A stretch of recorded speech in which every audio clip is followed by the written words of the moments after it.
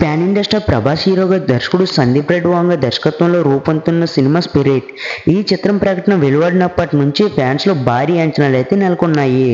Sandeep Reddy వాంగ Arjun Reddy, animal వంటి సినిమాలతో సంచలన దర్శకుడిగా పేరు తెచ్చుకున్నారు.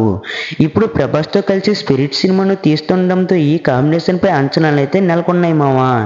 అయితే స్పిరిట్ సినిమాకు ప్రభాస్ బిగ్ షాక్ అయితే ఇచ్చాడు. ప్రస్తుతం ది రాజ్సబ్ మరియు సౌజీ సినిమాల షూటింగ్ లో బిజీగా ఉన్నారు.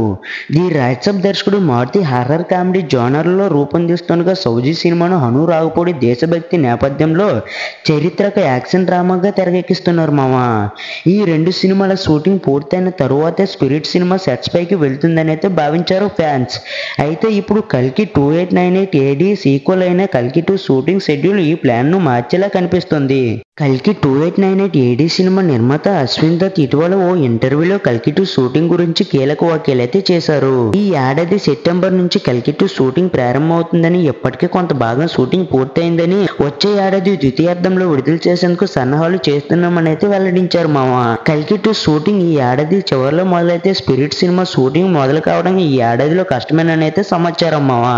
గతంలో స్పిరిట్ షూటింగ్ 2024 సెప్టెంబర్లో ప్రారంభమవుతుందని, 2025లో విడుదల కావచ్చని సందీప్ రెడ్డి వాంగ అయితే తెలిపారు. అయితే ప్రభాస్ షెడ్యూల్లో కల్కి 2 ప్రాధాన్యత ఇవ్వడంతో స్పిరిట్ షూటింగ్ 2026లోకి వాయిదా పడే అవకాశం అయితే ఉంది మావా.